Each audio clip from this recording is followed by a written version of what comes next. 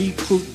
For God's sake, this man cannot remain in power. We came, we saw, he died.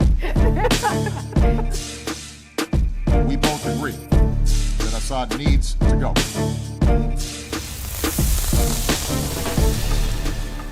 You know, fuck the EU.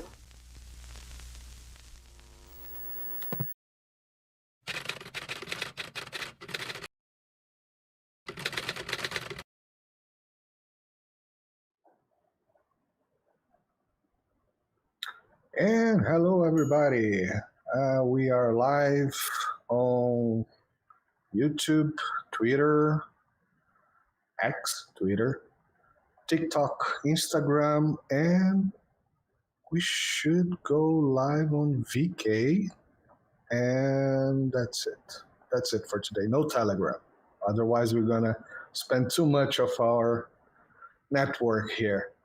And I see people here. I see Hobo Roadie, Ricardo, Alfinokes, Hobo Roadie again, Desert Mantis, and Real Truth Talk. Hello, everybody. Welcome to the Press of Mass Destruction. Gerard Ferry as well. Yeah, Larry changed. It looks like me now. I'm sorry. So before I come making people dizzy with that, let me bring on Larry. And yeah, I forgot to add Larry to the scene, of course, as usual. And yeah, Sure. yeah, you can hear me now. I can hear you, and everybody can see you. So people said that you have changed. Well, you know, I have my white beards as well, so not that much actually. Yeah, I cut the beard off for a while, but it's coming back. No, that's because it was only me on the screen. Oh, okay. There, I got you. You grew your hair. Yeah, Larry, how are you doing? At my age, I was glad to have hair. I hear you. Not that far, and I don't think I'm gonna arrive there with that much. How are you doing, Larry?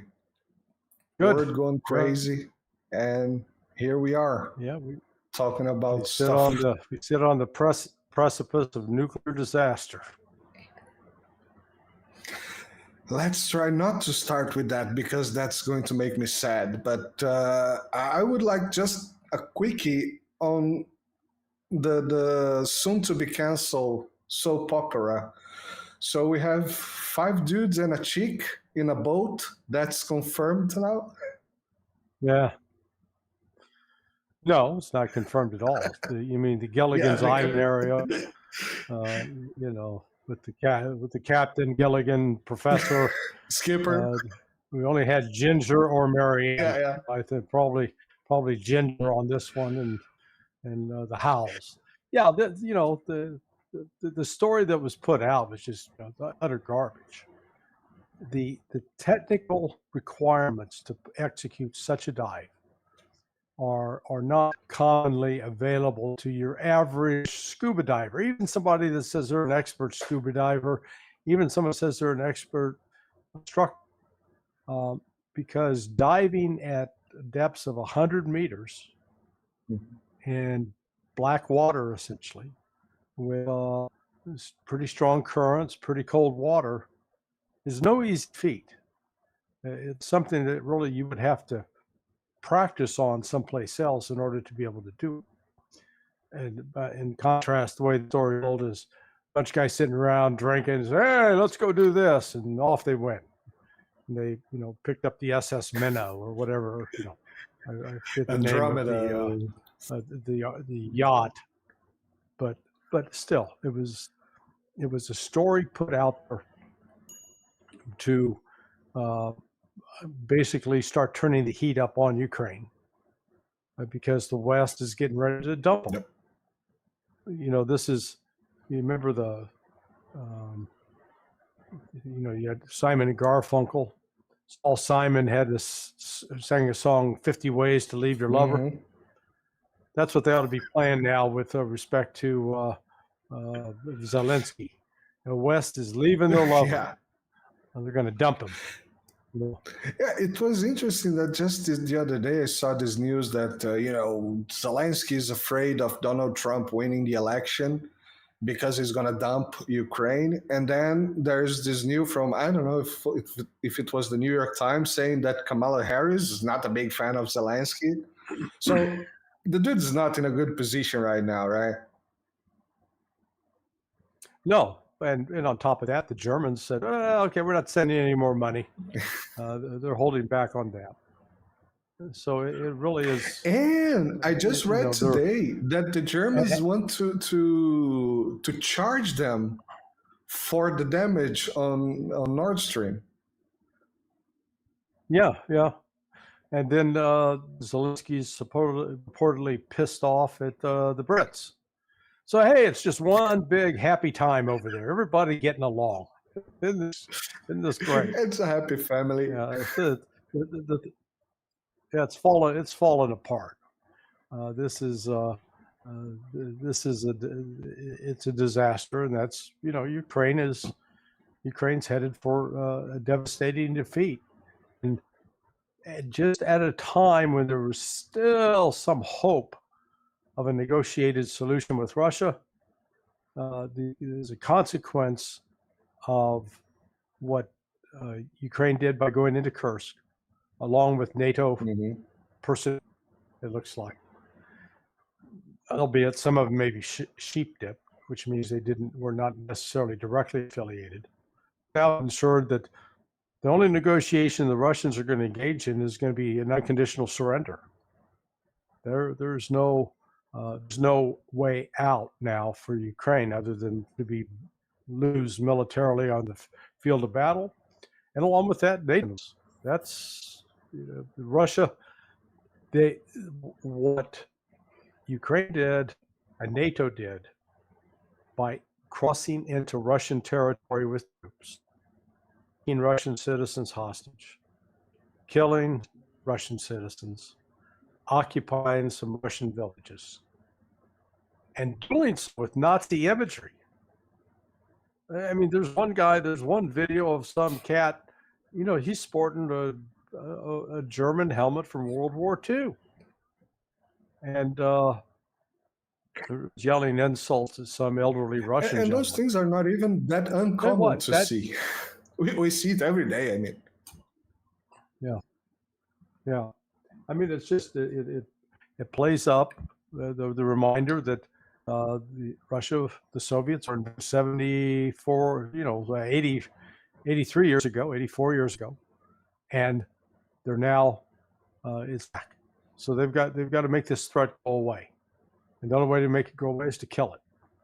And that's what Russia's going to be doing. Yeah, exactly. And, I've said that before. It almost looks like Zelensky is a Russian agent. I would say that. Yeah, that's it. That's said. Yeah, because, as you said, they were ready to perhaps talk about, and I have other analysts here. One of them, Lucas Leroy, we have a weekly program here. We discussed this. At this point, it's not even useful for Russia to negotiate a ceasefire or something like that, and they are just giving that to Russia. They were coming to talks. They've been to what's the name of the guy that probably likes feet, Podolyak, I don't know. He's just been to China. Yeah. And started, pressing the Chinese not pressing, asking gently. That's maximum he can do. The Chinese to start negotiation process with Russia, and of course everybody don't want this war to go on. It's not good for business, for the BRICS at least. And then they start that. And then this guy, Podolyak, whatever, he just leaves China and starts mirroring the process and saying that there's no peace talks apart from Zelensky's formula, whatever that may sound like. And that just falls in the lap of the Russians that say, you see, we cannot talk to these people. So China, I understand, bad for business, but we cannot talk to these people. We have to. So what do you think about that? Am I too off track here? No, well, they've all made it clear. I mean, Kiev has gone out of its way to insult and to reject the advice from India, from China, from other countries, Qatar. So the Russians have now established that there is no viable path for negotiations with Ukraine. The only viable path is a military defeat, which is what's going to happen. And it's increasingly likely that Ukraine could cease to exist as a country by the end of the year. It could be that. Yeah. They might be able to hang on a little past, but Russia is in a very, very strong position. Ukraine's in a very weak position. Yeah. So since we talk about Nazis, as it's becoming so everyday to say this word, which is extremely annoying and worrying. Let's go to the other soap opera, and this one is interesting, although very worrying as well. So Israel, we had Blinken going to Israel and then to Egypt. So Blinken went there. He kind of bring with him in his wallet a ceasefire agreement that Israel said it agreed with. Well, that's at least what the media say. And 1 minute later, Israel bombs Lebanon, then bombs Gaza, and what's going on there? Let's get the nukes to the end, but what's going on there? Well, look, Israel has no interest in a negotiated peace agreement with Palestinians. They have no interest in living with Palestinians in any kind of peaceful coexistence. That's all able. Whatever lip service was paid to that in the past is just that, lip service.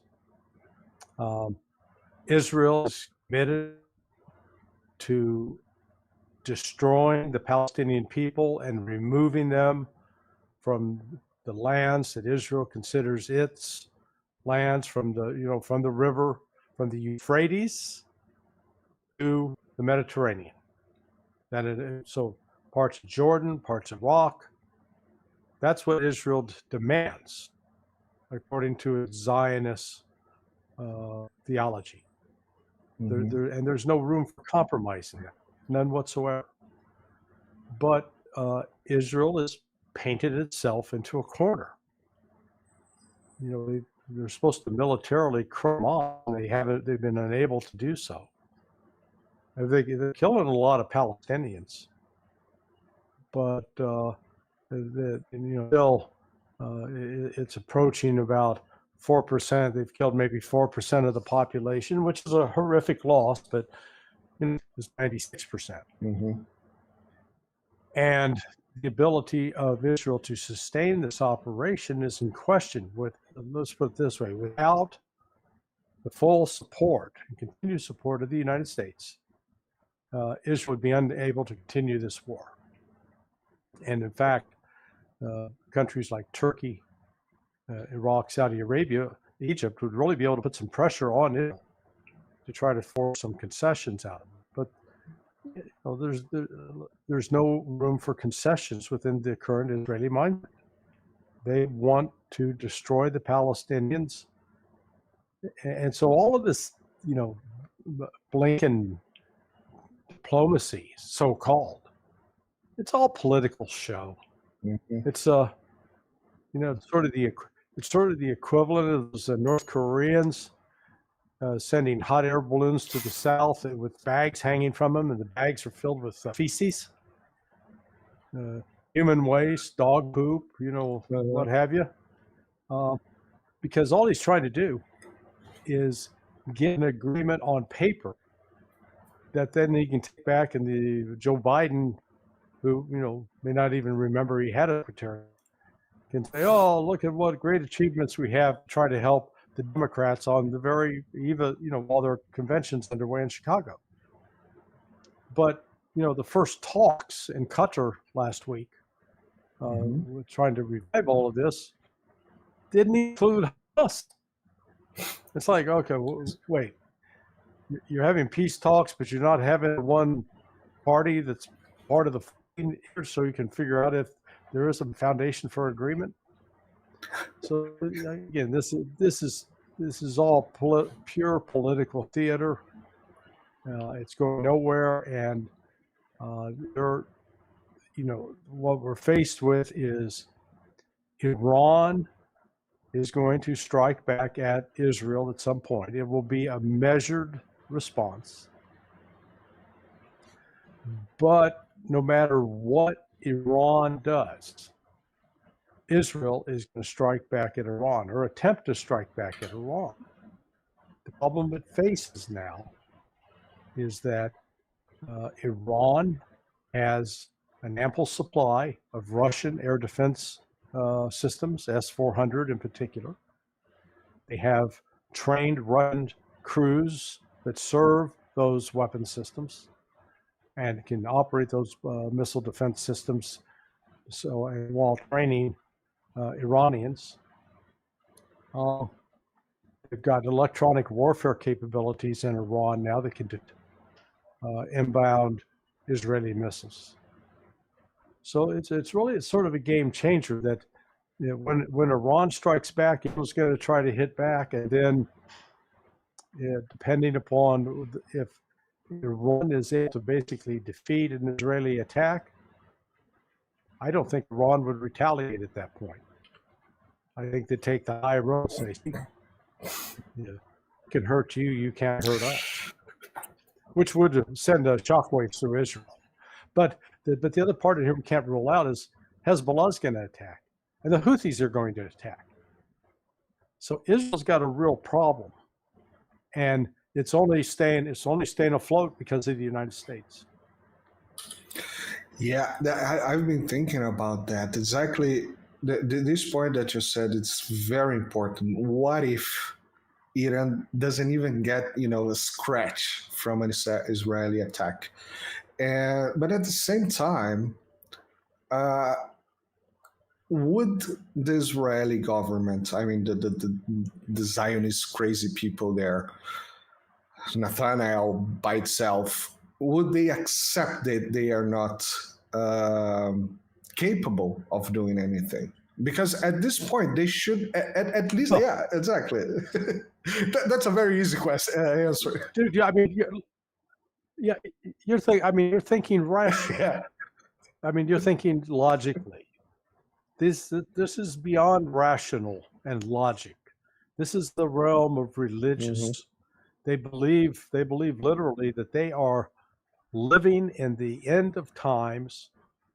Their actions will usher in the return of the Messiah, or the coming of the Messiah, not the return, because it's, Christianity believes that the Messiah has already come and will return. Traditional Judaism believes that the Messiah must come during this era of peace.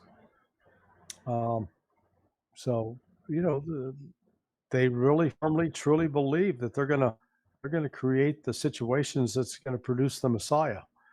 And they don't care how many millions of people they have to kill in the process to try to fulfill that dream.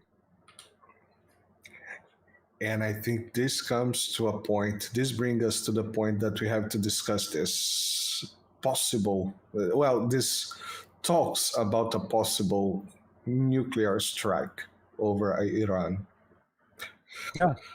We have talked about this the last two shows that we had here. We had the Holy Wars show that we discussed a little bit of this messianic thinking that you just mentioning, this lack of its own logic, own messianic logic, and also the small talks in the corridors that, well, perhaps we should just drop a nuke.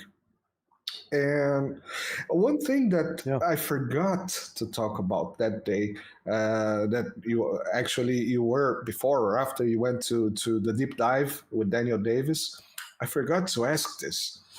and is the bureaucratic consequences of Israel dropping a bomb. And I'm going later say why I think this is important and we are going back to the other soap opera that is Ukraine and Kursk incursion. If Israel drops a bomb, it will assume it has a bomb. It will prove to the world that it has a bomb. Because right now, they still live, although we talk about it, they pretty much said so, but officially they still live in the world that they have the strategic, what's it called? Doubt, I forgot the term, that they don't have the bomb. Because that would be a bureaucratic... Do you mean strategic deterrence? No, strategic duality. Like, I don't have, but I have. But I cannot tell you I have. Because for the United States, they have to bureaucratically, according to the United States law, for what I understood, they cannot maintain relations with a country that has a nuclear weapon. And, if Israel does that, they cannot follow the law. Yeah, ambiguity. Hobo corrected me. Strategic ambiguity. Thank you, Hobo. Strategic. Okay, yeah. It's in that one piece legislation, or I guess it became law, but nobody's going to enforce it. I think there's way too much importance paid to that. It's not going to change the situation on the ground. What Israel's got to face now is its use of nukes would be targeted at either Iranian military facilities, nuclear facilities, or oil facilities, or some combination. Well, Iran has a pretty good idea of what the targets are, so they built up both air defense systems that can shoot down ballistic missiles. And on top of it, they can then put in directed electronic warfare that could disrupt the ability of those missiles to probably track and hit their target in Iran. I believe that's one of the things that's delaying a response both by Iran and by Israel. There's a lot of new uncertainty here, especially since the Russians are in place. I wouldn't be surprised to see the Chinese also providing some quiet support behind the scenes, because the Chinese, Russians have been conducting joint military exercises with Iran for the last 5 years, and the militaries have been in touch and coordinating for 7 years at least. So it wouldn't shock me that China also has an interest in wanting to help Iran, if nothing else, keep the oil flowing out of the Persian Gulf, because it's critical for China's economy. Yeah. So we are in a situation. Just today, I watched a video from the Islamic Resistance, officially saying that the Iranian response to the Israeli assassination of Haniyeh, sorry, Haniyeh, Ismail Haniyeh, Haniyeh. Yeah, exactly. So they said that the response would be slow. It would take time. Just, calm down, everybody. And at the same time, I see that the response is already taking place economically. Israel is getting a very big economic struggle and pressure over the, canceled flights, people leaving the country. Now everybody has dual citizenship there. So do you think that this is already part of the plan? Keep the things. Just today, I was talking to the Iranian TV, and they were saying that people are afraid in Israel. This is a very tricky mind work. That you keep people scared. Yeah, so there are, and I teach people with to carry a concealed firearm. We talk about 4 levels of awareness. The most basic level is being unaware, like when you're asleep or you're not paying attention to anything around you. The next level is alert, where you're aware of your surroundings, but nothing is, setting off alarm bells.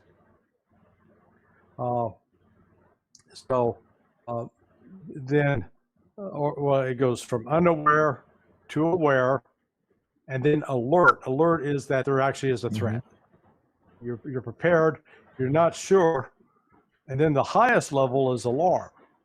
Well, the reason I bring that up is human beings cannot stay at the alarm level all the time. You just will wear you out. Well, that's where Israel is right now. They're at that alarm level, and it takes psychological toll. And it's at some point it's going to exhaust them. The same for the United States. We got literally 2 carrier task force groups in the area. I don't know. I lost count of the number of destroyers, cruisers that are part of that. You got a Marine, used to be called a Marine Amphibious Unit, a Marine Expeditionary Unit in the Eastern Med.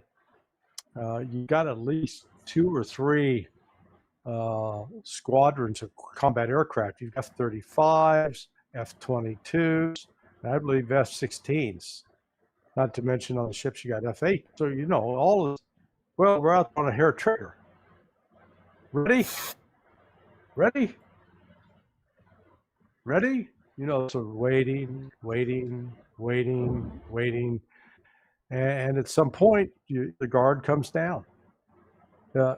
Iran's exactly right. There's no rush, and people should, if they doubt it, go back to summer of 1988 when the USS Vincennes shot down an Iranian Airbus in the Persian Gulf in a vowed revenge. 6 months later, Pan Am 103 exploded over Scotland. Now, the bomb on board reportedly had been placed by the 2 characters you can see in the right back here, that poster to my right is of Lama Feeman and McGrahy, and the 2 that were fingered as lead agent placed the bomb on the plane. But there is strong belief that this was done at the behest of Iran. So let's remember that Iran was willing in that case to wait 6 months for revenge.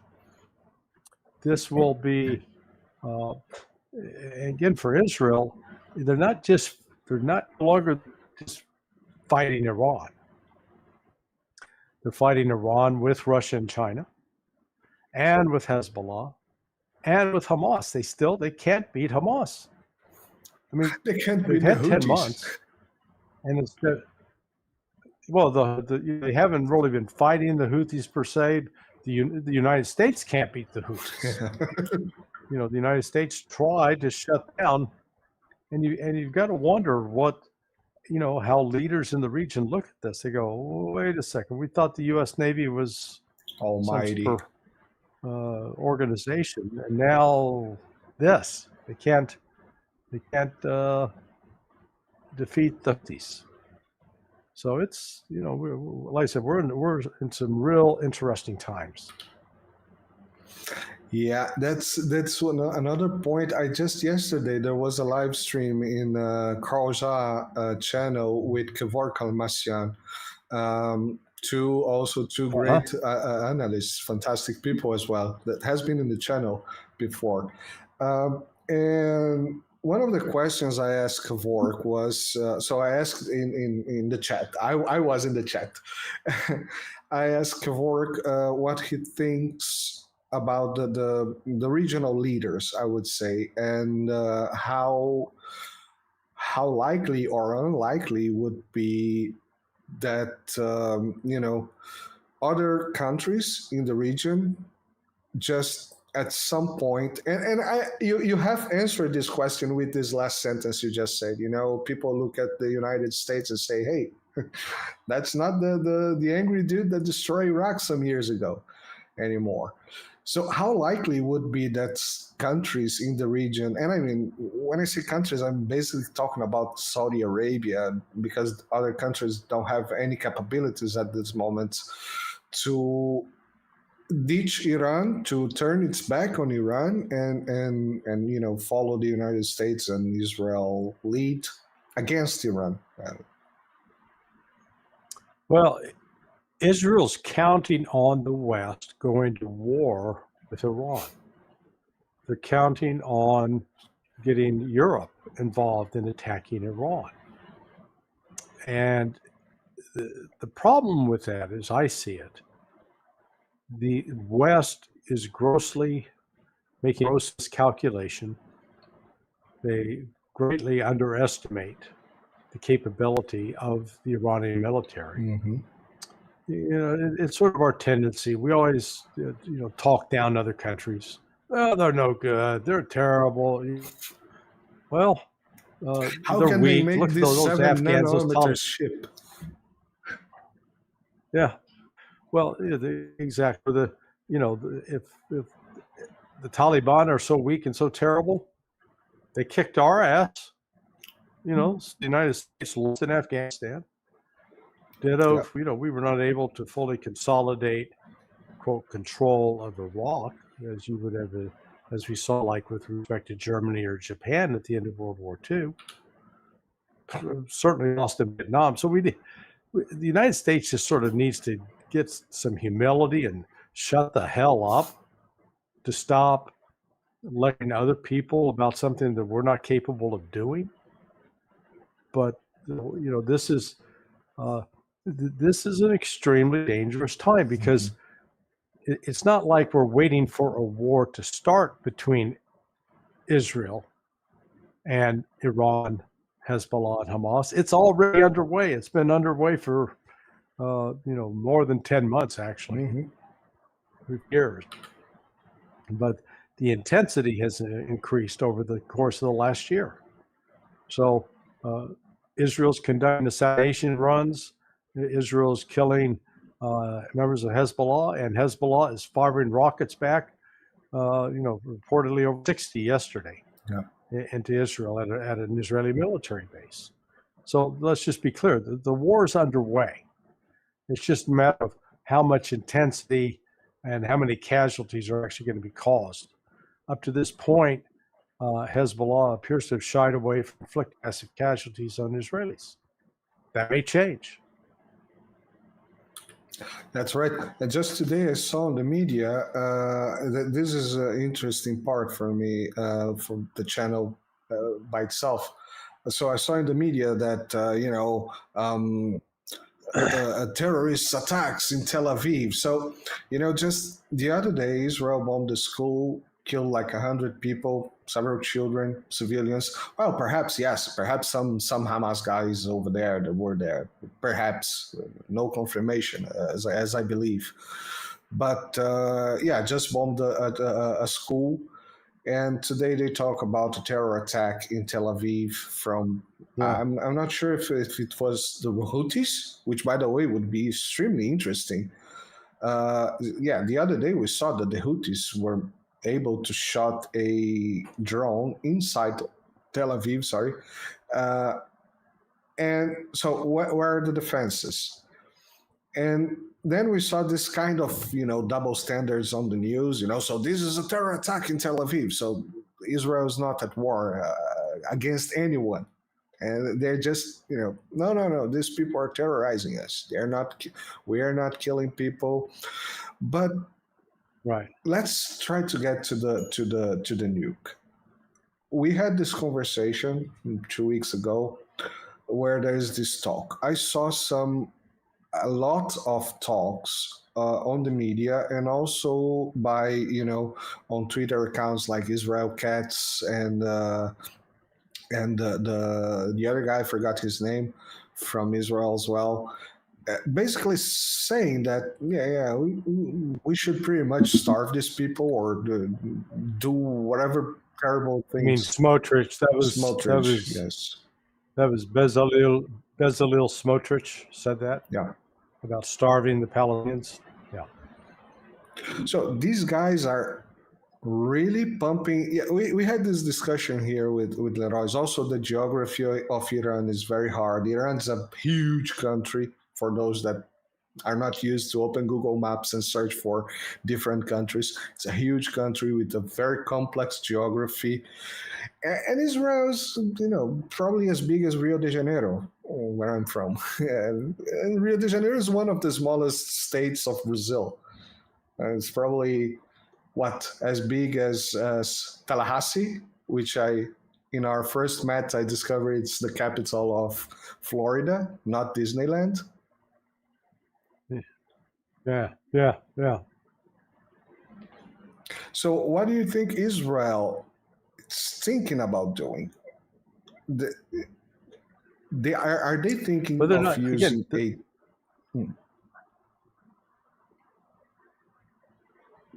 Yes, they're talking about using a nuclear bomb. But they're not thinking.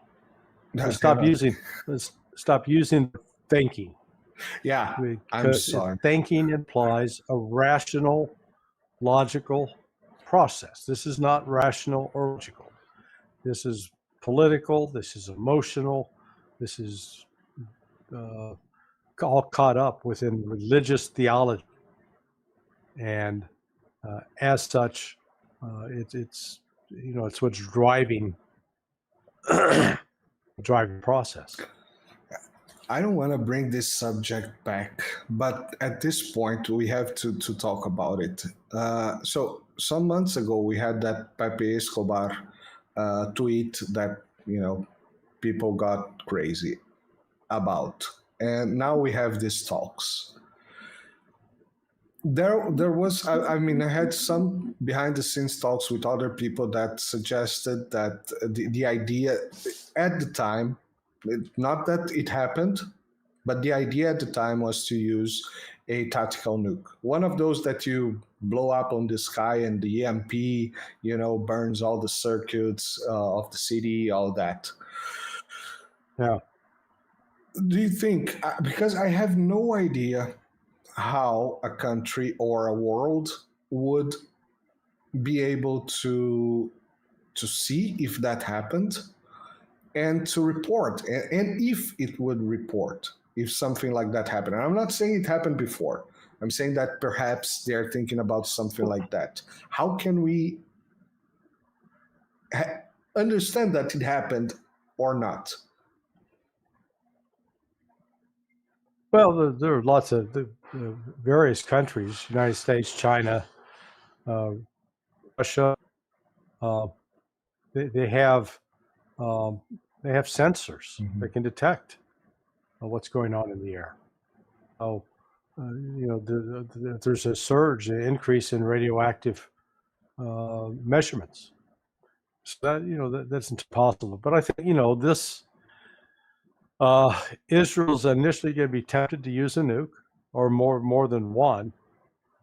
But again, they're going to be entering a realm of uncertainty.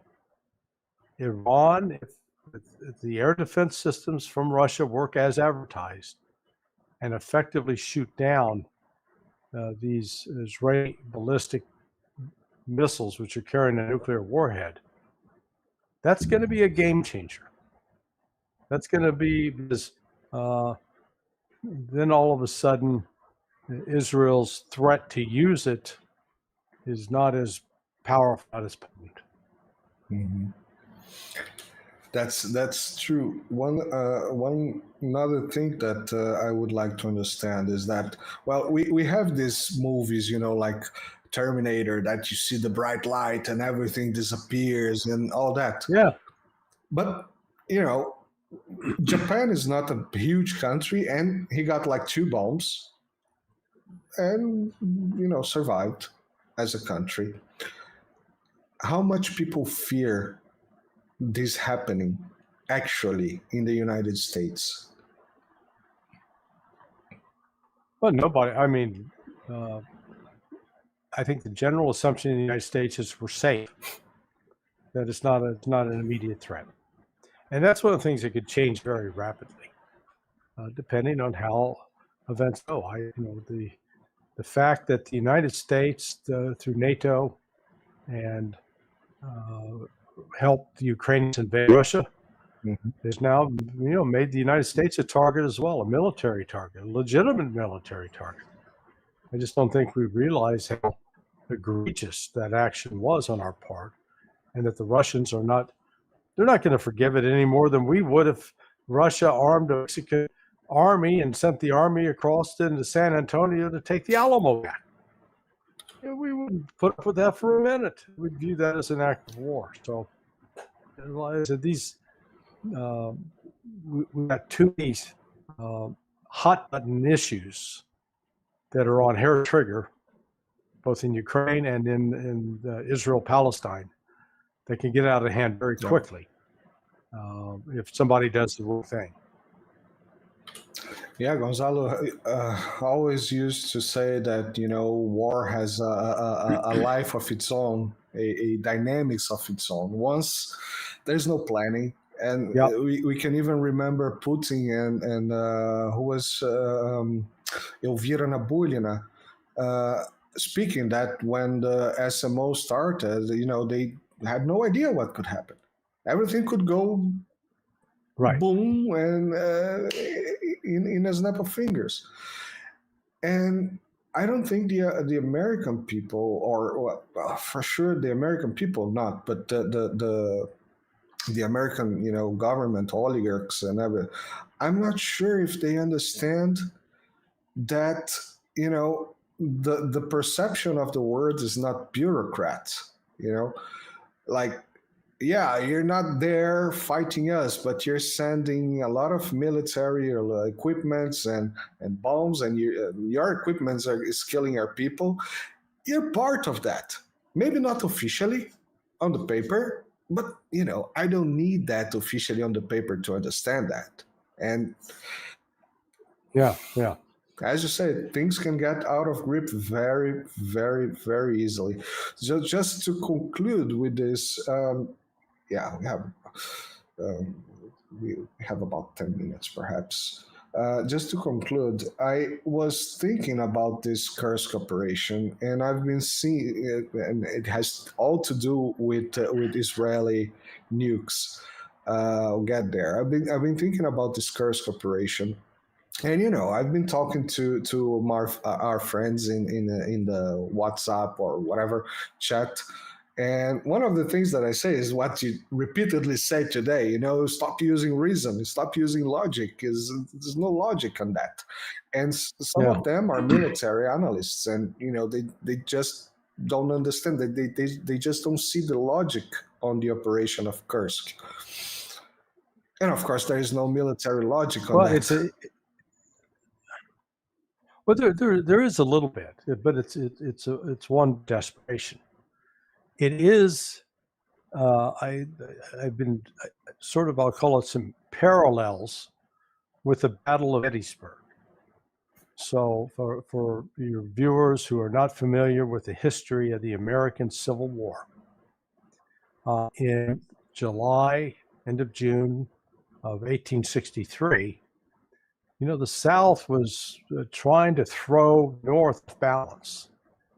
And so General Robert E. Lee sent his army up from Virginia, crossing north into Maryland. They crossed the Potomac River, marched across Maryland, marched into southern Pennsylvania. And reportedly, their goal was to capture the city of Philadelphia. Well, if they had accomplished that would have been a major blow for Abraham Lincoln. He was already on hopes for having failed to defeat the rebels, the upstarts. But in a similar fashion to today, with respect to Ukraine, the South then was weak economically. It had fewer men that it could call upon. It was suffering casualties that it replaced. As the North, had a massive industrial base, had ample supplies of troops, and was able to produce everything they needed to fight war. It's a situation you find Ukraine in and with Russia. So here was Ukraine trying to, they get a couple of different explanations. Either they were trying to force the Russians to redeploy troops from the Donbass region, where the Russians are just beating the living hell out of the Ukrainians. So they're hoping that by having this operation up in Kursk, that the Russians would be forced to begin their effort in the Donbass. Well, that didn't happen. The Russians had ample reserves; they could flood to the zone. It appears that Russia had some inkling, was aware that this attack was going to come, but may have made the fatal mistake of assuming it wasn't going to be that effective. But nonetheless, knowing that it was coming to pass, they were able to respond quickly to stop it. The other explanation for Ukraine is that they wanted to seize the nuclear power plant that is west of Kursk. I think it's called Kurchatov, and use that as a bargaining to force the Russians to surrender Zaporizhia. The Zaporizhia nuclear power plant is, if you drop down just due south across the Donbass area, that's where Zaporizhia is, about 300 miles to the south. And they thought that they could trade for that. Others said it was to deliver a blow to Putin, embarrass Putin, force him off it, which I dismiss that as a possibility just because it's so friggin' stupid. Because the last thing you'd want to do is get rid of Putin and replace him with Medvedev. You got some angry people that are they use weapons that Putin hasn't wanted to use. So this was a failed effort, and as happened with the South at the Battle of Gettysburg, they called that the high water mark of the Confederacy. And after that, it was decline and headed towards certain defeat. So that's exactly where Ukraine is. This didn't help them militarily at all. Yeah. They lost. They employed some of their best units, and those units suffered an extraordinary number of casualties. They've suffered massive losses in terms of tanks, armored vehicles, artillery pieces, air defense systems. So overall, it's not been a good move for Ukraine. I'm just going to put on the table my, conspiracy theory here. And this is me not using logic, but using, trying to understand what was what everything is all about and the timing, because we see that. And, I myself, when I try to understand what the Ukrainians are doing, I can only think about the United States because, Ukraine has no decision power over this war. It's United States, the CIA, the MI6, all these three-letter agencies, and then this happened. Well, first of all, they went. You said it is Kurchatov, if I'm not mistaken. If I didn't say it right, if I say it right. Alexander Mercury point out a very interesting thing, that all these cities, Kurchatov was the leader of the equivalent of the Manhattan Project for the Soviet Union. So Alexander Mercury point out the fact that everywhere where you have the city, and you have a lot of cities called Kurchatov, you used to have some kind of nuclear facilities in the old Soviet Union. Even Kazakhstan, you have nuclear tests, all that. So, and just by chance over there, you have a nuclear power plant. So perhaps there is, perhaps no. But at the same time, they tried again to bomb the Zaporizhia. Lost you. You there you hear me? Okay. I hear you now. bad connectivity happened a second. At the same time, they tried to bomb the Zaporizhia nuclear power plant, and there has been a lot of complaining by the Russians that they seem to have overseen a plan of a dirty bomb again. But the difference is that this time we don't hear that chat about Article 5 and all that. Just remember that about a year ago or a year and a half ago, we had the same kind of thing of a dirty bomb. And, the United States sent, detection equipment to see if there was some waste leakage or something like that. This time, nothing about that. But at the same time, I start hearing about Israel dropping the bomb. What my, sick mind tells me is that, hey, these guys cannot become the bad guys.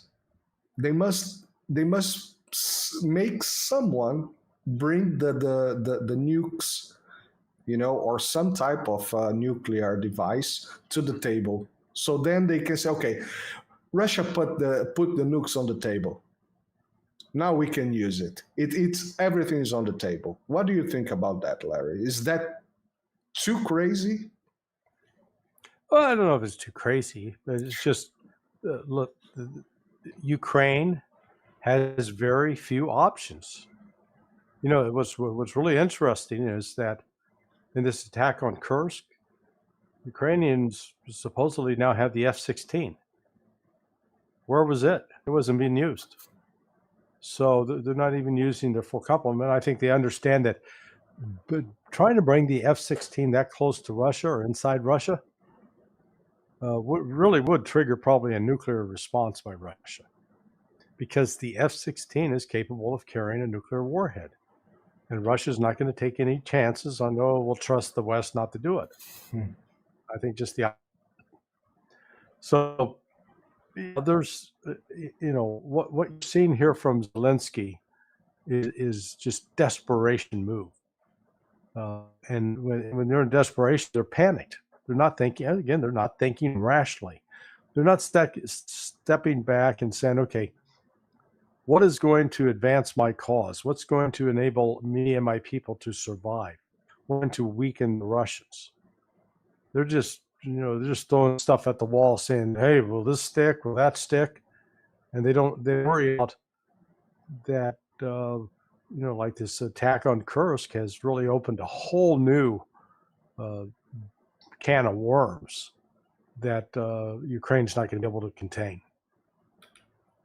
Yeah, the entire front line seems to be collapsing, but who cares? The important thing is that we dent the Russians. We stick with the bear. What was it? It was Time magazine that put, big head wobbly Zelensky sticking the bear.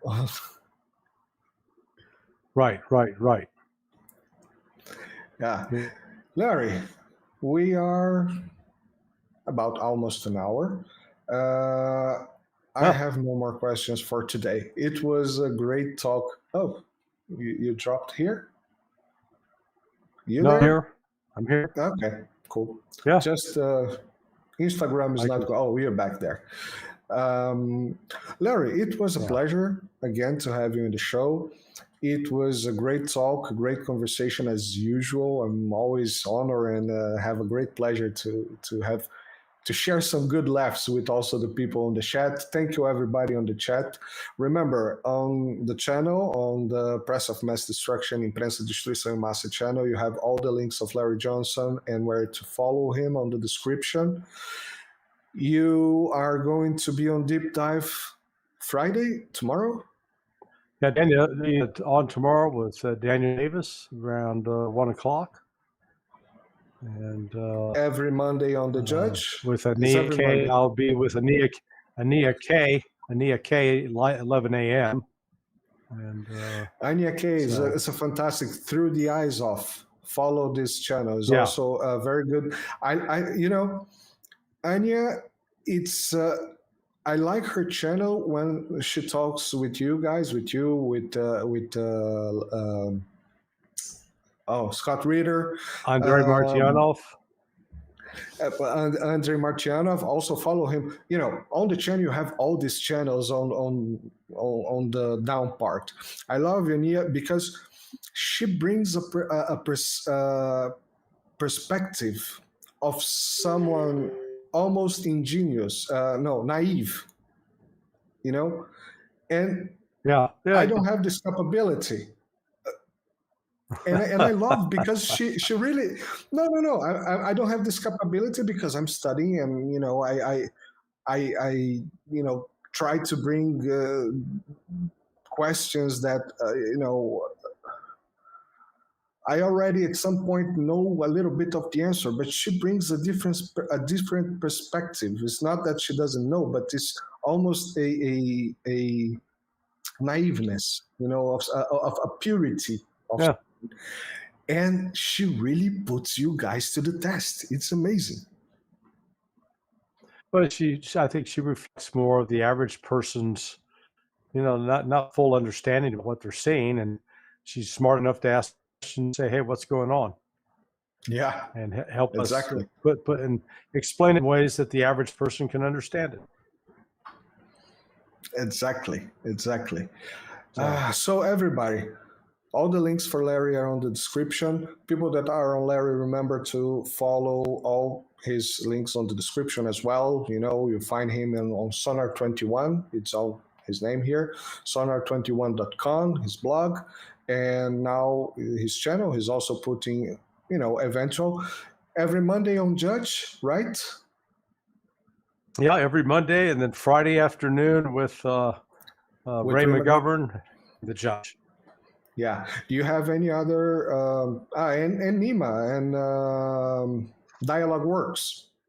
Yeah, Nima's always on Friday afternoon. Well, actually, Nima and I are starting to do it a couple of times a week. Oh, so cool. it depends on what's happening in the world.